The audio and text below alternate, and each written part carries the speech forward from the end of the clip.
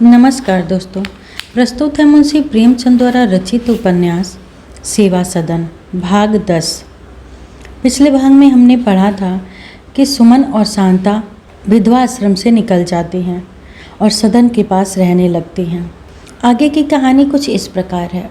पद्म सिंह को संसार का भय तो नहीं था। भय था कि कहीं भैया यह न समझ ले कि यह सब मेरे सहारे से हुआ है, मैंने ही सदन को बिगाड़ा है। कहीं यह संदेह उनके मन में उत्पन्न हो गया तो फिर वह कभी मुझे क्षमा न करेंगे। पद्म सिंह कई मिनट तक इस उलझन में पड़े रहे। अंत में वह बोले, सदन, यह समस्या इतनी कठिन है कि मैं अपने भरोसे पर कुछ नहीं कर सकता। भैया की राय लिए बिना हाँ या नहीं कैसे कहूँ। तुम मेरे सिद्धांत को जानते हो। मैं तुम्हारी प्रशंसा करता हूँ और प्रसन्न हूँ कि ईश्वर ने तुम्हें सद्बुद्धि दी, लेकिन मैं भाई साहब की इच्छा को सर्वोपरि समझता हूँ।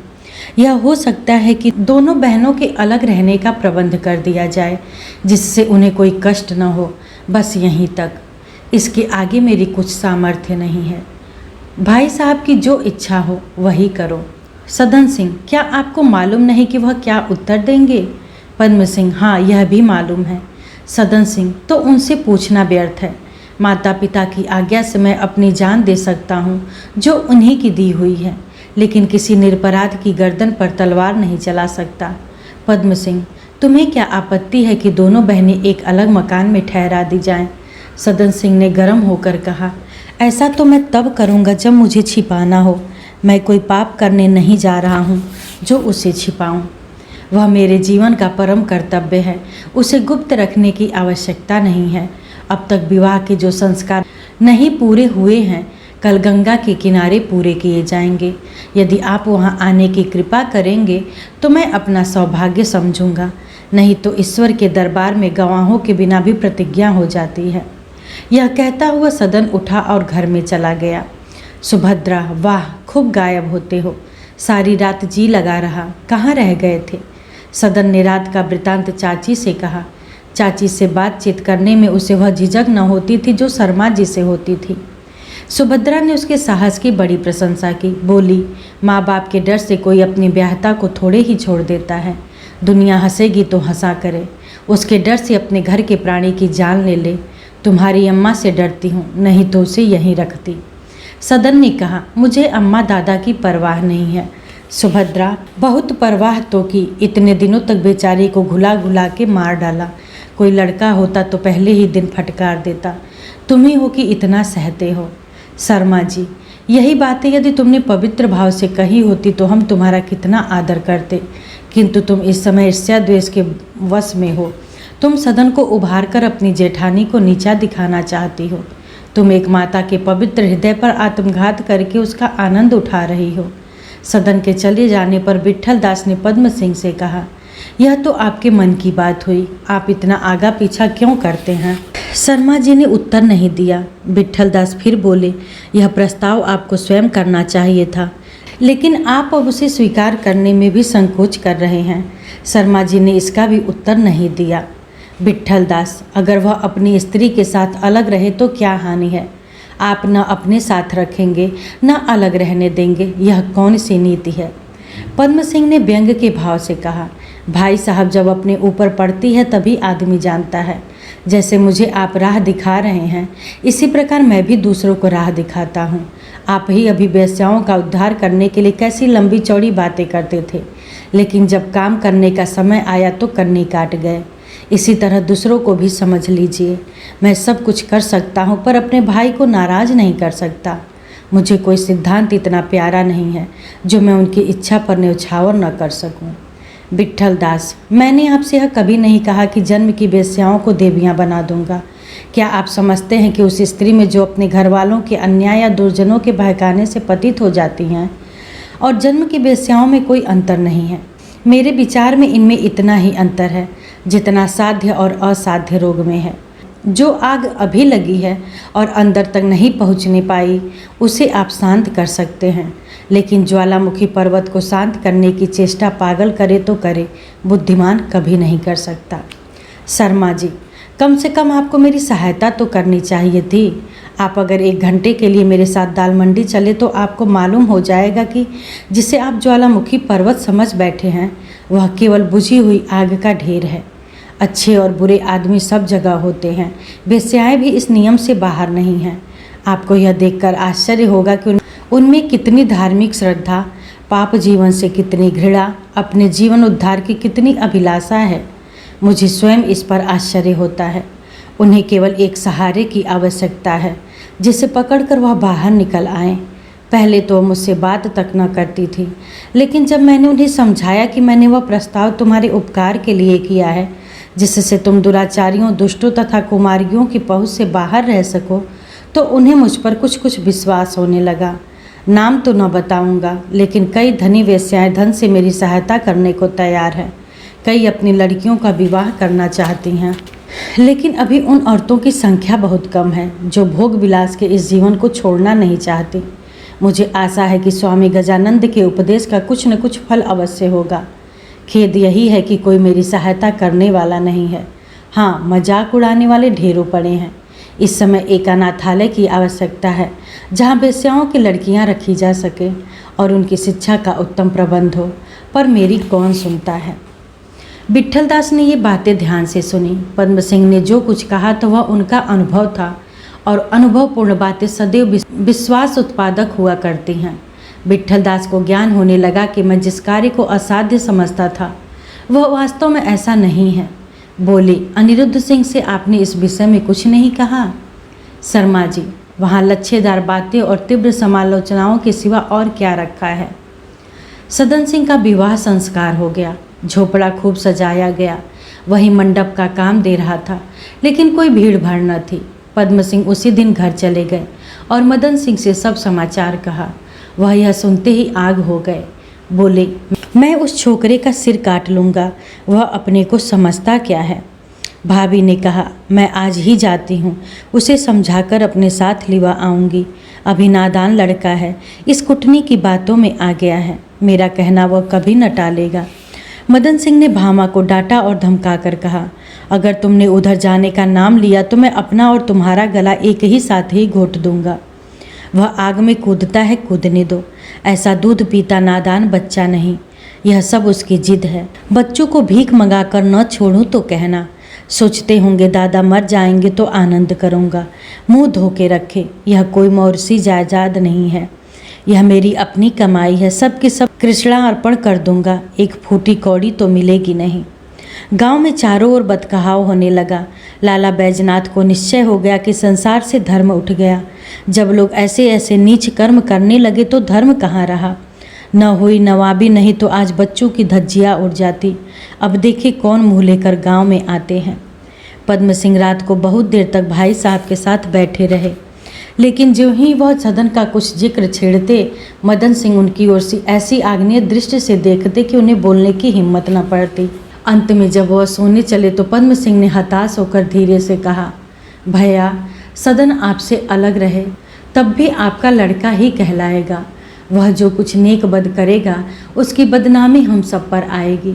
जो लोग इस अवस्था को भली भांति जानते हैं, वह चाहे हम लोगों को निर्दोष समझे, लेकिन जनता सदन में और हम में कोई भेद नहीं कर सकती। तो इससे क्या फ़ायदा कि सांप भी न मरे और लाठी भी टूट जाए। एक और दो बुराइयां हैं, बदनामी होंगी, लेकिन लड़का अपने हाथ में रहेगा। इसलिए मुझे तो यही उचित जान पड़ता है कि हम लोग सदन को समझाएं, और यदि वह किसी तरह न माने तो। मदन सिंह ने बात काटते हुए क्रोधित कहा, तो उस चुड़ैल से उसका विवाह ठान दे। क्यों, यही न कहना चाहते हो? यह मुझसे न होगा, एक बार नहीं, 1000 बार नहीं। यह कहकर वह चुप हो गए। एक क्षण के बाद पद्म सिंह को लांछित करके बोले, आश्चर्य यह है कि यह सब कुछ तुम्हारे सामने हुआ और तुम्हें जरा भी खबर न हुई। उसने नाव ली, झोपड़ा बनाया, दोनों चुड़ैलों से साठगांठ की और तुम आंखें बंद किए बैठे रहे। मैंने तो उसे तुम्हारे ही भरोसे भेजा था। यह क्या जानता था कि तुम कान में तेल डाले बैठे रहते हो। अगर तुमने जरा भी चतुराई से काम लिया होता तो यह नौबत न आती। तुमने इन बातों की सूचना तक मुझे न दी, नहीं तो मैं स्वयं जाकर उसे किसी उपाय से बचा लाता। अब जब सारी गोटियां पिट गई, सारा खेल बिगड़ गया, तो चले हो वहाँ से मुझे सलाह लेने। मैं साफ साफ कहता हूँ कि तुम्हारी आनाकानी से मुझे तुम्हारे ऊपर भी संदेह होता है। तुमने जानबूझकर उसे आग में गिरने दिया। लगता है कि मैंने तुम्हारे साथ बहुत बुराइयां की थी, जो उनका तुमने बदला लिया। खैर, कल प्रातःकाल एक दान पत्र लिख दो। 3 पाई जो मौरूसी जमीन है उसे छोड़कर मैं अपनी सब जायदाद कृष्णार्पण करता हूँ। यहाँ न लिख सको तो वहाँ से लिख कर भेज देना, मैं दस्तखत कर दूँगा और उसकी रजिस्ट्री हो जाएगी। यह कहकर मदन सिंह सोने चले गए, लेकिन पद्म सिंह के मर्म स्थल पर ऐसा वार करके गए कि रात भर तड़पते रहे। जिस अपराध से बचने के लिए उन्होंने अपने सिद्धांतों की परवाह न की और अपने सहवर्गियों में बदनाम हुए, वह अपराध लग ही गया। इतना ही नहीं, भाई के हृदय में उनकी ओर से मैल पड़ गई। अब उन्हें अपनी भूल दिखाई दे रही थी। निसंदेह अगर उन्होंने बुद्धिमानी से काम लिया होता तो यह नौबत न आती। लेकिन इस वेदना में इस विचार से कुछ संतोष होता था कि जो कुछ हुआ, एक अबला का उद्धार तो हो गया। प्रातःकाल जब पद्म सिंह घर से चलने लगे तो भामा रोती हुई आई और व्याकुल स्वर में बोली, भैया, इनका हठ तो तुम देख ही रहे हो। लड़के की जान ही लेने पर उतारू हैं, लेकिन तुम जरा सोच समझ कर काम करना। भूल चूक तो बड़े बड़ों से हो जाती है। वह बेचारा तो अभी नादान लड़का है। तुम उसकी ओर से जरा भी मन न मैला करना। उसे किसी की टेढ़ी निगाह भी सहन नहीं है। ऐसा न हो कहीं देश विदेश की राह ले तो मैं कहीं की न रहूं।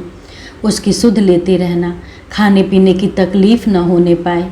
यहाँ रहता था तो एक भैंस का दूध पी जाता था। उसे दाल में घी अच्छा नहीं लगता, लेकिन मैं उसे छिपाकर लोंदे के लोदे दाल में डाल देती थी। अब इतना सेवा जतन कौन करेगा? न जाने बेचारा कैसे होगा। यहाँ घर पर कोई खाने वाला नहीं, वहाँ वह इन्हीं चीज़ों के लिए तरसता होगा। क्यों भैया, क्या अपने हाथ से नाव चलाता है? पद्म सिंह, नहीं, 2 मल्लाह रख लिए हैं। भामा, तब भी दिन भर दौड़ धूप करनी ही पड़ती होगी। मजूर बिना देखे भाले थोड़ी ही काम करते हैं। मेरा तो यहाँ कुछ बस नहीं है। उसे तुम्हें सौंपती हूँ। उसे अनाथ समझकर खोज खबर लेते रहना। मेरा रोया रोया तुम्हें आशीर्वाद देगा। अब की कार्तिक स्नान में मैं उसे ज़रूर देखने आऊँगी।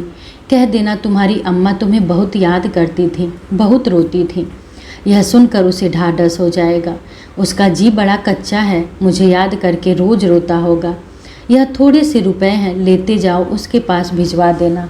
पद्म सिंह, इसकी क्या ज़रूरत है? मैं तो वहाँ हूँ ही। मेरे देखते उसे किसी बात की तकलीफ न होने पाएगी। भामा आग्रह करती अनुरोधपूर्ण स्वर में बोली, नहीं भैया, लेते जाओ। क्या हुआ, इस हांडी में थोड़ा सा घी है, यह भी भिजवा देना। बाजारू घी घर के घी को कहाँ पाता है? न वह सुगंध न वह स्वाद। उसे अमावट की चटनी बहुत अच्छी लगती है, मैं थोड़ी सी अमावट भी रखे देती हूँ। मीठे मीठे आम चुनकर रस निकालता था। समझा कर कह देना, बेटा कोई चिंता मत करो, जब तक तुम्हारी माँ जीती है तुमको कोई कष्ट न होने पाएगा। मेरे तो वही एक अंधे की लकड़ी है। अच्छा है तो बुरा है तो अपना ही है। संसार की लाज से आंखों से दूर कर दूं, लेकिन मन से थोड़े ही दूर कर सकती हूँ। सुंदर भाव के समावेश से जैसे कविता में जान पड़ जाती है और सुंदर रंगों से चित्र में उसी प्रकार दोनों बहनों के आने से झोपड़ी में जान आ गई। अंधी आंखों में पुतलियां पड़ गईं। मुरझाई हुई कली शांता अब खिलकर अनुपम शोभा दिखा रही है। सूखी हुई नदी उमड़ पड़ी है। जैसे जेठ बैसाख की तपन की मारी हुई गाय सावन में निखर जाती है और खेतों में किलोले करने लगती है, उसी प्रकार विरह की सताई हुई रमणी अब निखर गई है, प्रेम में मग्न है। नित्य प्रति प्रातःकाल इस झोपड़े से 2 तारे निकलते हैं और जाकर गंगा में डूब जाते हैं। उनमें से एक बहुत दिव्य और द्रुतगामी है, दूसरा मध्यम और मंद। एक नदी में थिरकता है, नाचता है, दूसरा अपने वृत्त से बाहर नहीं निकलता। प्रभात की सुनहरी किरणों में इन तारों का प्रकाश मंद नहीं होता, वे और भी जगमगा उठते हैं। शांता गाती है, सुमन खाना पकाती है। शांता अपने केसों को संवारती है, सुमन कपड़े सीती है। शांता भूखे मनुष्य के समान भोजन के थाल पर टूट पड़ती है। सुमन किसी रोगी सदृश से सोचती है कि मैं अच्छी हूँ या नहीं। सदन के स्वभाव में भी अब काया पलट हो गया। वह प्रेम का आनंद भोग करने में तन्मय हो रहा है। अब वह दिन चढ़े उठता है, घंटों नहाता है, बाल संवारता है, कपड़े बदलता है, सुगंध मलता है। 9 बजे से पहले वह अपनी बैठक में नहीं आता, और आता भी है तो जमकर बैठता नहीं। उसका मन कहीं और रहता है। एक एक पल में भीतर जाता है और अगर बाहर किसी से बात करने में देर हो जाती है तो उकताने लगता है। शांता ने उस पर वशीकरण मंत्र डाल दिया है। सुमन घर का भी सारा काम करती है और बाहर का भी। वह घड़ी रात रहे उठती है और स्नान पूजा के बाद सदन के लिए जलपान बनाती है। फिर नदी के किनारे आकर नाव खुलवाती है। 9 बजे भोजन बनाने बैठ जाती है। 11 बजे तक यहाँ से छुट्टी पाकर वह कोई न कोई काम करने लगती है। 9 बजे रात को जब लोग सोने चले जाते हैं तो वह पढ़ने बैठ जाती है। तुलसी की विनय पत्रिका और रामायण से उसे बहुत प्रेम है। कभी भक्तमाल पढ़ती है, कभी विवेकानंद के व्याख्यान और कभी राम तीर्थ के लेख। वह विदुषी स्त्रियों के जीवन चरित्र को बड़े चाव से पढ़ती है। मीरा पर उसे असीम श्रद्धा है। वह बहुधा धार्मिक ग्रंथ ही पढ़ती है, लेकिन ज्ञान की अपेक्षा भक्ति में उसे अधिक शांति मिलती है। मल्लाहों की स्त्रियों में उसका बड़ा आदर है। वह उनके झगड़े चुकाती है। किसी के बच्चे के लिए कुर्ता टोपी सीती है, किसी के लिए अंजन या घुट्टी बनाती है। उनमें कोई बीमार पड़ता है तो उसके घर जाती है और दवा दारू की फिक्र करती है। वह अपनी गिरी दीवार को फिर से उठा रही है। उस बस्ती के सभी नर नारी उसकी प्रशंसा करते हैं और उसका यश गाते हैं। हाँ, अगर आदर नहीं है तो अपने घर में। सुमन इस तरह जी तोड़कर घर का सारा बोझ संभाले हुए है, लेकिन सदन के मुंह से कृतज्ञता का एक शब्द भी नहीं निकलता। शांता भी उसके इस परिश्रम का कुछ मूल्य नहीं समझती।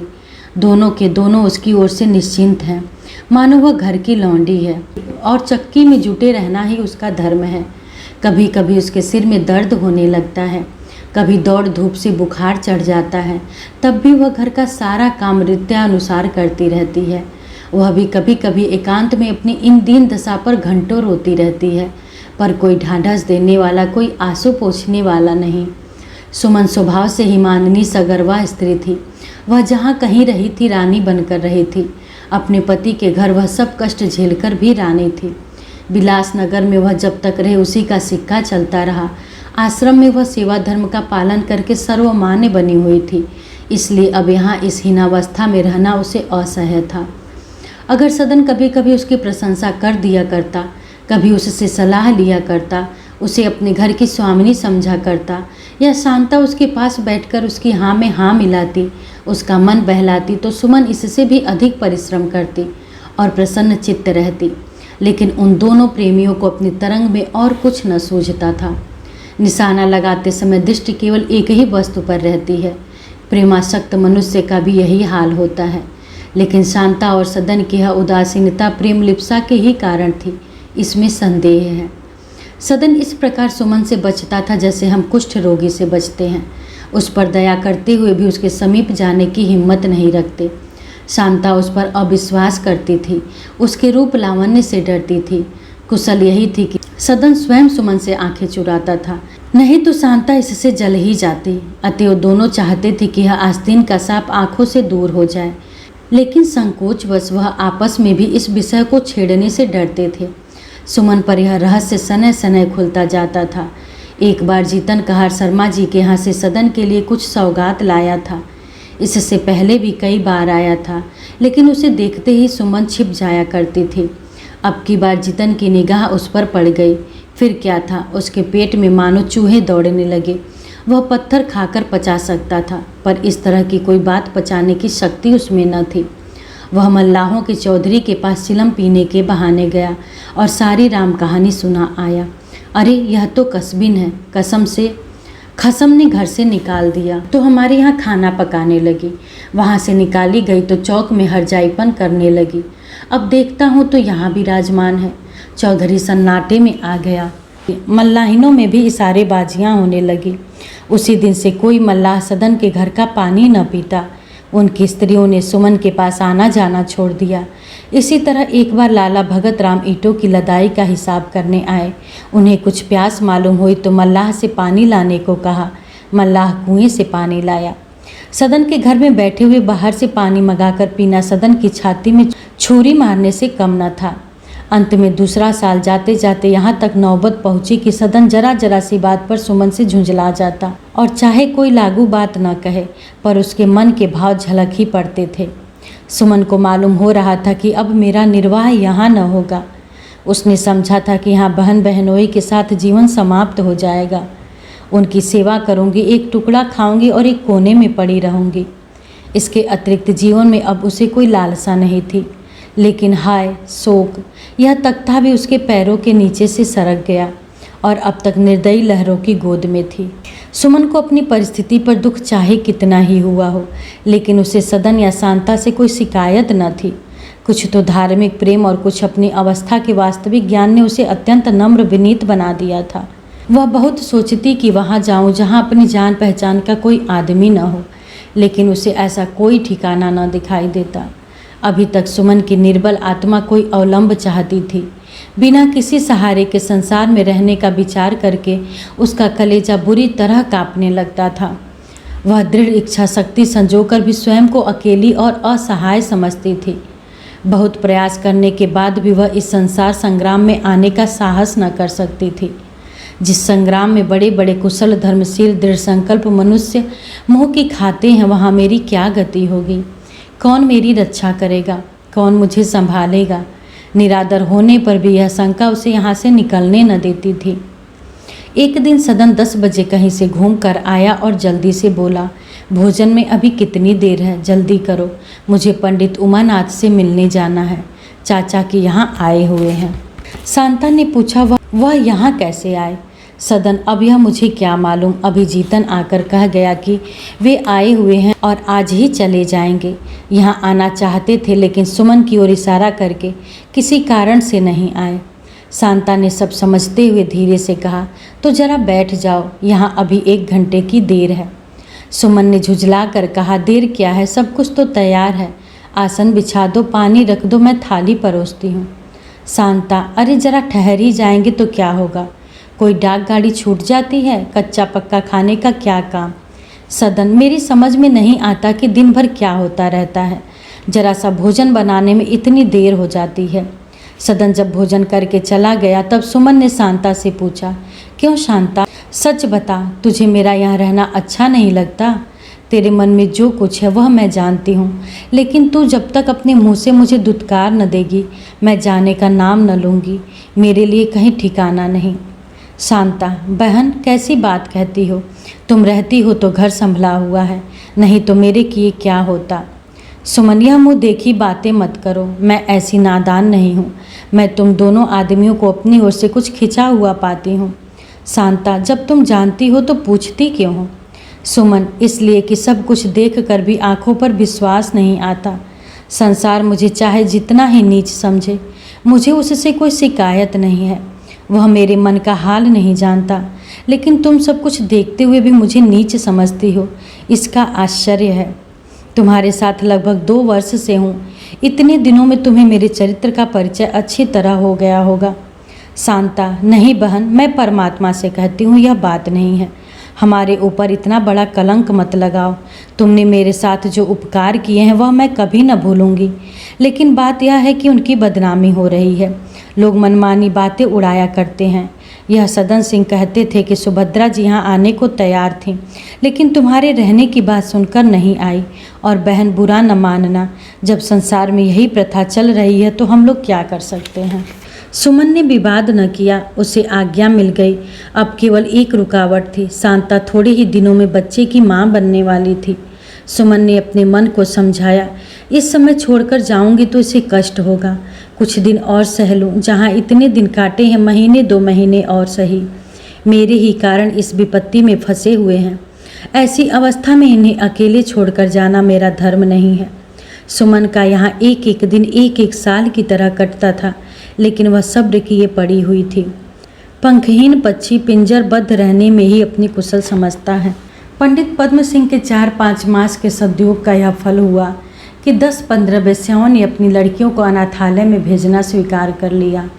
3 वेश्याओं ने अपनी सारी संपत्ति अनाथालय के निमित्त अर्पण कर दी। 5 वेश्याएं निकाह करने पर राजी हो गईं। सच्ची हिताकांक्षा कभी निष्फल नहीं होती।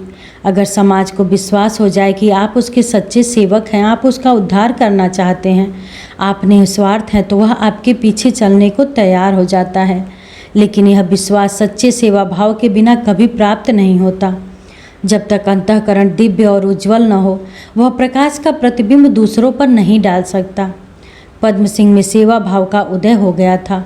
हम में कितने ही ऐसे सज्जन हैं जिनके मस्तिष्क में राष्ट्र की कोई सेवा करने का विचार उत्पन्न होता है, लेकिन बहुधा वह विचार ख्याति लाभ की आकांक्षा से प्रेरित होता है। हम वह काम करना चाहते हैं जिससे हमारा नाम प्राणी मात्र की जिह्वा पर हो। कोई ऐसा लेख अथवा ग्रंथ लिखना चाहते हैं जिसकी लोग मुक्त कंठ से प्रशंसा करें, और प्रायः हमारे इस स्वार्थ का कुछ न कुछ बदला भी हमको मिल जाता है। लेकिन जनता के हृदय में हम घर नहीं कर सकते। कोई मनुष्य चाहे वह कितने ही दुख में हो, उस व्यक्ति के सामने अपना शोक प्रकट नहीं करना चाहता जिसे वह अपना सच्चा मित्र न समझता हो।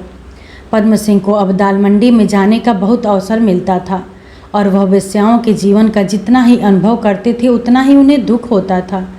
ऐसी ऐसी सुकोमल रमणियों को भोग विलास के लिए अपना सर्वस्व गंवाते देखकर उनका हृदय करुणा से विह्वल हो जाता था। उनकी आंखों से आंसू निकल पड़ते थे।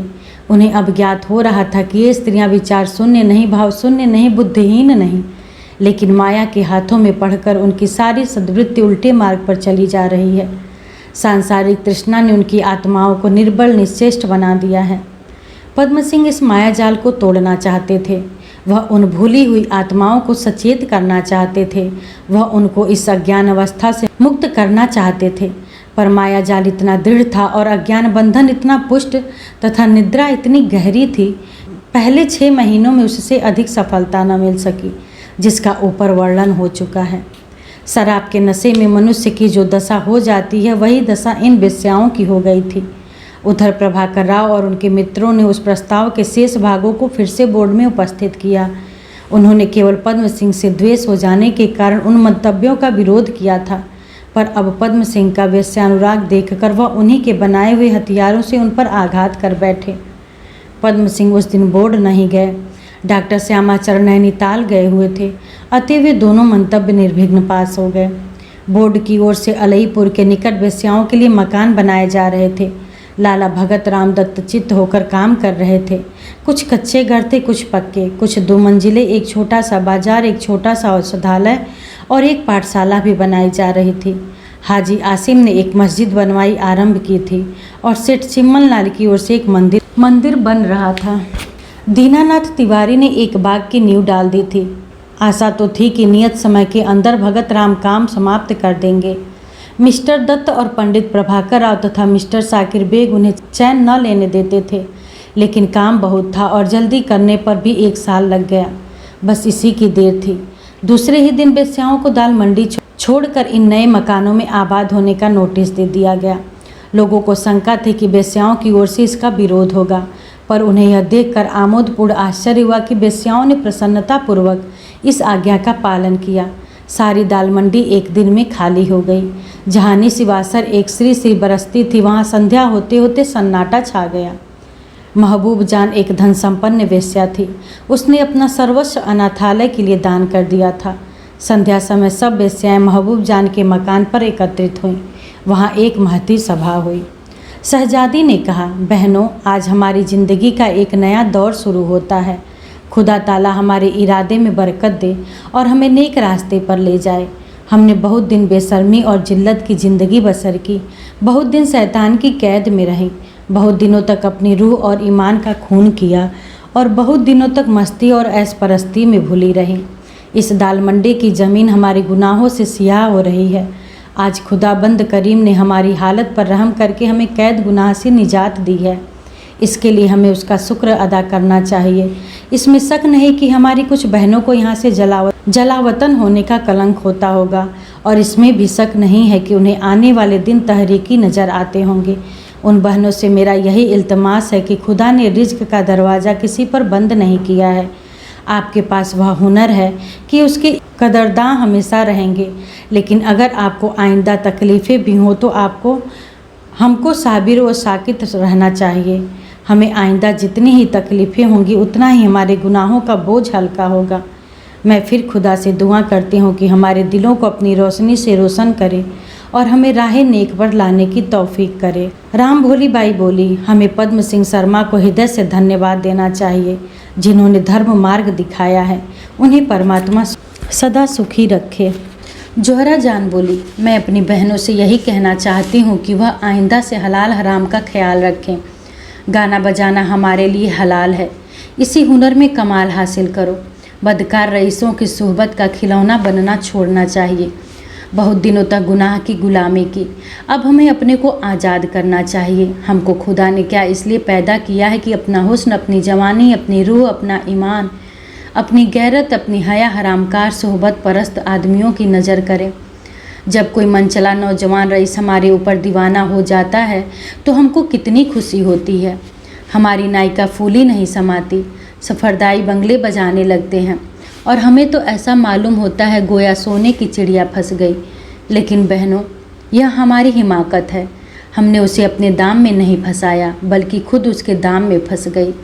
उसने सोने और चांदी से हमको खरीद लिया। हम अपनी असमत जैसी बेवा जिन्स खो बैठी। आइंदा से हमारा वह वतीरा होना चाहिए कि अगर अपने में से किसी को किसी की भी तरह का कोई बुरा काम करते देखे तो उसे उसी वक्त बिरादरी से खारिज कर दे। सुंदरबाई ने कहा, जोहरा बहन ने यह बहुत अच्छी तजवीज़ की है। मैं भी चाहती हूँ अगर हमारे यहाँ किसी की आमदरफ्त होने लगे तो पहले यह देखना चाहिए वह कैसा आदमी है। अगर उसे हमसे मोहब्बत हो और अपना दिल भी उस पर आ जाए तो शादी करनी चाहिए। लेकिन वह शादी न करके महज सोहबत परस्ती के इरादे से आता है तो उसे फ़ौरन दुत्कार देना चाहिए। हमें अपनी इज्जत कौड़ियों पर न बेचनी चाहिए। राम प्यारी ने कहा, स्वामी गजाधर ने हमें एक किताब दी है जिसमें लिखा है कि सुंदरता हमारे पूर्व जन्म के अच्छे कर्मों का फल है, लेकिन हम अपने पूर्व जन्म की कमाई भी इस जन्म में नष्ट कर देती हैं। जो बहनें जोहरा की बात को पसंद करती हों वे हाथ उठा दें। इस पर 20-25 बेस्याओं ने हाथ उठाए। राम प्यारी ने फिर कहा, जो इसे पसंद न करती हों वह भी हाथ उठा दे। इस पर एक भी हाथ न उठा। राम प्यारी कोई हाथ नहीं उठा। इसका यह आशा है कि हमने जोहरा की बात मान ली। आज का दिन मुबारक है। वृद्धा महबूब जान बोली, मुझे कहते हुए यही डर लगता है कि तुम लोग कहोगी 70 चूहे खाकर बिल्ली हज को चली, पर आज से 7वें दिन मैं सचमुच हज करने चली जाऊंगी। मेरी ज़िंदगी तो जैसे कटी वैसे कटी, पर इस वक्त तुम्हारी यह नीयत देखकर मुझे कितनी खुशी हो रही है वह मैं जाहिर नहीं कर सकती। खुदाए पाक तुम्हारे इरादों को पूरा करे। कुछ बेस्याएँ आपस में कानाफूसी कर रही थी। उनके चेहरे से मालूम होता था कि ये बातें उन्हें पसंद नहीं आती, लेकिन उन्हें कुछ बोलने का साहस न होता था। छोटे विचार पवित्र भावों के सामने दब जाते हैं।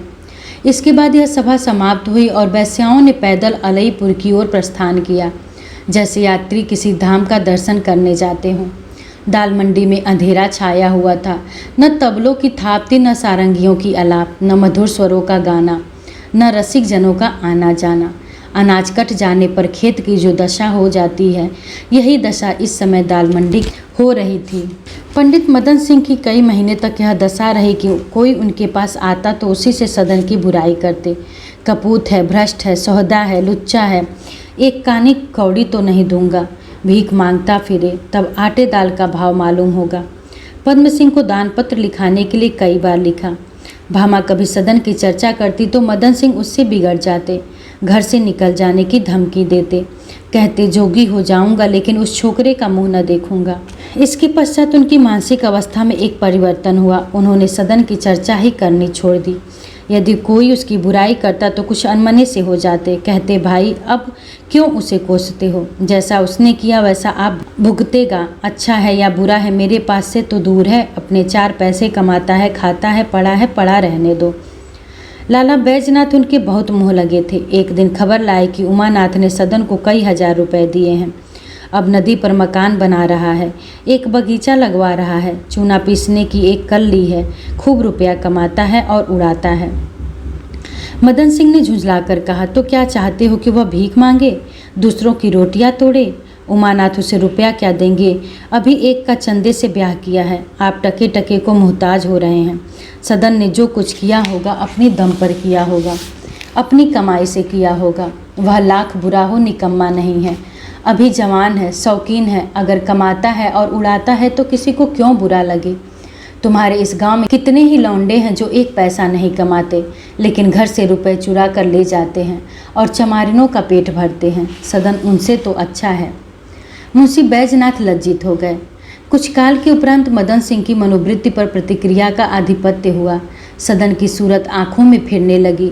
उसकी बातें याद आया करती। कहते देखो तो कैसा निर्दयी है, मुझसे रूठने लगा, मानो यह जगह, जमीन, माल और सबाब सब अपने माथे पर लाद कर ले जाऊंगा। एक बार यहाँ आते नहीं बनता। पैरों में मेहंदी रचाए बैठा है, पापी कहीं का। मुझसे घमंड करता है। कुड़ कर मर जाऊंगा तो बैठा मेरे नाम को रोएगा। तब भले वहाँ से दौड़ा आएगा। अभी नहीं आते बनता। अच्छा, देखे तुम कहाँ भाग कर जाते हो, वहीं चलकर तुम्हारी खबर लेता हूँ। भोजन करके जब विश्राम करते तो भामा से सदन की बातें करने लगते। यहाँ लौंडा लड़कपन में भी जिद्दी था। जिस वस्तु के लिए अड़ जाता था उसे लेकर ही छोड़ता था। तुम्हें याद आता होगा, एक बार मेरी पूजा की झोली के वास्ते कितना महानमत मचाया और उसे लेकर ही चुप हुआ। बड़ा हठी है, देखो तो उसकी कठोरता, एक पत्र भी नहीं भेजता। चुपचाप कान में तेल डाले बैठा है, मानो हम लोग मर गए हैं। भामा यह बातें सुनती और रोती। मदन सिंह के आत्माभिमान ने पुत्र प्रेम के आगे सिर झुका दिया था। इस प्रकार 1 वर्ष से ऊपर हो गया। मदन सिंह बार बार सदन के पास जाने का विचार करते, पर उस विचार को कार्य रूप में ना ला सके। एक बार असबाब बंधवा चुके थे, पर थोड़ी देर पीछे उसे खुलवा दिया। एक बार स्टेशन से लौट आए। उनका हृदय मोह और अभिमान का खिलौना बना हुआ था। अब गृहस्थी के कामों में उनका जी न लगता। खेतों में समय पर पानी नहीं दिया गया और फसल खराब हो गई। असामियों से लगान नहीं वसूल किया गया। वह बेचारे रुपए लेकर आते, लेकिन मदन सिंह को रुपया लेकर रसीद देना भारी था। कहते, भाई अभी जाओ फिर आना। गुड़ घर में धरा धरा पसीज गया, उसे बेचने का प्रबंध न किया। भामा कुछ कहती तो झुंझला कर कहते, चूल्हे में जाए घर और द्वार। जिनके लिए सब कुछ करता था, जब वही नहीं है तो यह गृहस्थी मेरे किस काम की है। अब उन्हें ज्ञात हुआ कि मेरा सारा जीवन, सारी धर्मनिष्ठा, सारी कर्मशीलता, सारा आनंद केवल एक आधार पर अवलंबित था, और वह आधार सदन का था। इधर काफ़ी दिनों से पद्म सिंह भी नहीं आए थे। एक बड़ा कार्य संपादन करने के उपरांत चित्त पर जो शिथिलता छा जाती है, वही अवस्था उनकी हो रही थी। मदन सिंह उनके पास भी पत्र न भेजते थे। हाँ, उनके पत्र आते तो शौक से पढ़ते, लेकिन सदन का कुछ समाचार न पाकर उदास हो जाते। एक दिन मदन सिंह दरवाजे पर बैठे हुए प्रेम सागर पढ़ रहे थे। कृष्ण की बाल लीला में उन्हें बच्चों का सा आनंद आ रहा था। संध्या हो गई थी। अक्षर सूझ न पड़ते थे, पर उनका मन ऐसा लगा हुआ था कि उठने की इच्छा न होती थी। अकस्मात कुत्तों के भूकने ने किसी नए आदमी के गांव में आने की सूचना दी। मदन सिंह की छाती धड़कने लगी। कहीं सदन तो नहीं आ रहा है। किताब बंद करके उठे तो पद्म सिंह को आते देखा। पद्म सिंह ने उनके चरण छुए, फिर दोनों भाइयों में बातचीत होने लगी। मदन सिंह, सब कुशल है? पद्म सिंह, जी हाँ, ईश्वर की दया है। मदन सिंह, भला उस बेईमान की भी कुछ खोज खबर मिली है? पद्म सिंह, जी हाँ, अच्छी तरह है। 10वें 5वें दिन में मेरे यहाँ आया करता है। मैं कभी कभी हालचाल पूछवा लेता हूँ, कोई चिंता की बात नहीं है। मदन सिंह, भला वह पापी कभी हम लोगों की भी चर्चा करता है या बिल्कुल मरा समझ लिया है? क्या यहाँ ना आने की कसम खा ली है? क्या हम लोग मर जाएंगे तभी आएगा? अगर उसकी यही इच्छा है तो हम लोग कहीं चले जाएं, अपना घर द्वार ले, अपना घर संभाले। सुनता हूँ वहाँ मकान बनवा रहा है। वह तो वहाँ रहेगा और यहाँ कौन रहेगा? यह मकान किसके लिए छोड़े देता हूँ? पद्म सिंह, जी नहीं, मकान वकान कहीं नहीं बनवाता। यह आपसे किसी ने झूठ कह दिया। हाँ, चूने की कल खड़ी कर ली है, और यह भी मालूम हुआ है कि नदी पार थोड़ी सी ज़मीन भी लेना चाहता है। मदन सिंह, तो उससे कह देना पहले आकर इस घर में आग लगा जाए, तब वहाँ जगह ज़मीन ले। पद्म सिंह, यह आप क्या कहते हैं? वह केवल आप लोगों की अप्रसन्नता के भय से नहीं आता। आज उसे मालूम हो जाए कि आपने उसे क्षमा कर दिया है तो सिर के बल दौड़ आए। मेरे पास आता है तो घंटों आप ही की बातें करता है। आपकी इच्छा हो तो कल ही चला आए। मदन सिंह, जी नहीं, मैं उसे बुलाता नहीं। हम उसकी कौन होते हैं जो यहाँ आएगा? लेकिन यहाँ आए तो कह देना, जरा पीठ मजबूत कर रखे। उसे देखते ही मेरे सिर पर शैतान सवार हो जाएगा और मैं डंडा लेकर पील पड़ूंगा। मूर्ख, मुझसे रूठने चला है। तब नहीं रूठा था जब पोथी पर राल टपकाता था, खाने की थाल के पास पेशाब करता था। उसके मारे कपड़े साफ न रहने पाते थे। उजले कपड़ों को तरस कर रह जाता था। मुझे साफ कपड़े पहनने देखता था तो बदन में धूल मिट्टी लपेटे आकर सिर पर सवार हो जाता था। तब क्यों नहीं रूठा था? आज रूठने चला है। अब की पाँव तो ऐसी कनेठी दूँ कि छठी का दूध याद आ जाएगा। दोनों भाई घर गए। भामा बैठी गाय को भूसा खिला रही थी और सदन की दोनों बहनें खाना पकाती थीं। भामा देवर को देखते ही खड़ी हो गई और बोली, भला तुम्हारे दर्शन तो हुए? 4 पग पर रहते हो और इतना भी नहीं होता कि महीने में एक बार तो जाकर देख जाएं। घर वाले मरे कि जीते हैं, कहो कुशल से तो हो? पद्म सिंह: हाँ, सब तुम्हारा आशीर्वाद है। कहो खाना क्या बन रहा है? मुझे इस वक्त खीर हलवा और मलाई खिलाओ तो वह सुख संवाद सुनाऊं कि फड़क जाओ। पोता मुबारक हो। भामा की मलिन मुख पर आनंद की लालिमा छा गई और आंखों की पुतलियां पुष्प के समान खिल उठी। बोली, चलो घी शक्कर के मटके में डुबा दूं, जितना खाते बने खाओ। मदन सिंह ने मुंह बनाकर कहा, यह तुमने बुरी खबर सुनाई। क्या ईश्वर के दरबार में उल्टा न्याय होता है? मेरा बेटा छिन जाए और उसे बेटा मिल जाए। अब वह 1 से 2 हो गया, मैं उससे कैसे जीत सकूंगा? हारना पड़ेगा, वह मुझे अवश्य खींच ले जाएगा। मेरे तो कदम अभी से उखड़ गए। सचमुच ईश्वर के यहाँ बुराई करने पर भलाई होती है। उल्टी बात है कि नहीं? लेकिन अब मुझे चिंता नहीं है। सदन चाहे जहाँ रहे, ईश्वर ने हमारी सुन ली। कै दिन का हुआ? पद्म सिंह: आज चौथा दिन है। मुझे छुट्टी नहीं मिली, नहीं तो पहले ही दिन आता। भामा फूली न समाती थी, हृदय पुलकित हो रहा था। जी चाहता था कि किसे क्या दे दूं। जी चाहता था घर में सोहर उठे, दरवाजे पर शहनाई बजे, पड़ोसिनी बुलाई जाए, गाने बजाने की मंगल ध्वन से गांव गूंज उठे।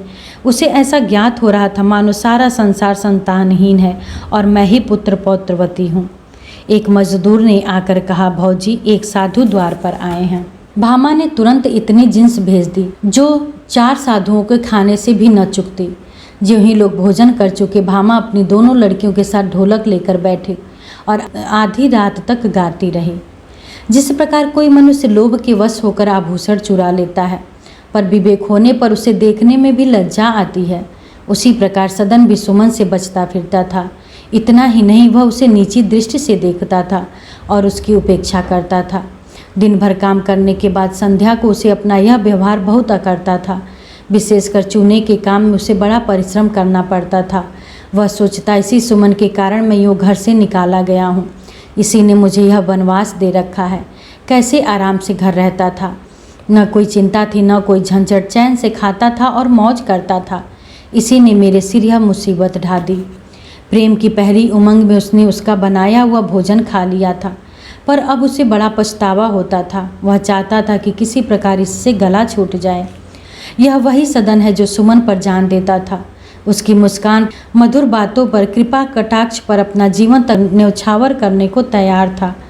पर सुमन आज उसकी दृष्टि में इतनी गिर गई है, वह स्वयं अनुभव करके भी भूल जाता था कि मानव प्रकृति कितनी चंचल है। सदन ने इधर वर्षों से लिखना पढ़ना छोड़ दिया था और जब चूने की कल ली तो वह दैनिक पत्र भी पढ़ने का अवकाश न पाता था। अब वह समझता था कि पढ़ना उन लोगों का काम है जिन्हें कुछ काम नहीं है, जो सारे दिन पड़े पड़े मक्खियाँ मारा करते हैं। लेकिन उसे बालों को संवारने, हारमोनियम बजाने के लिए न मालूम कैसे अवकाश मिल जाता था। कभी कभी पिछली बातों का स्मरण करके वह मन में कहता, मैं उस समय कैसा मूर्ख था, इसी सुमन के पीछे लट्टू हो रहा था। वह अब अपने चरित्र पर घमंड करता था। नदी के तट पर वह नित्य स्त्रियों को देखा करता था, पर कभी उसके मन में कुभाव न पैदा होते थे। सदन इसे अपना चरित्र बल समझता था।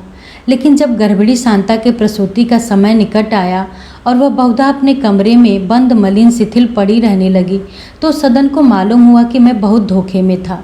जिसे मैं चरित्र बल समझता था वह वास्तव में मेरी तृष्णाओं के संतुष्ट होने का फल मात्र था। अब वह काम पर से लौटता तो शांता मधुर मुस्कान के साथ उसका स्वागत न करती।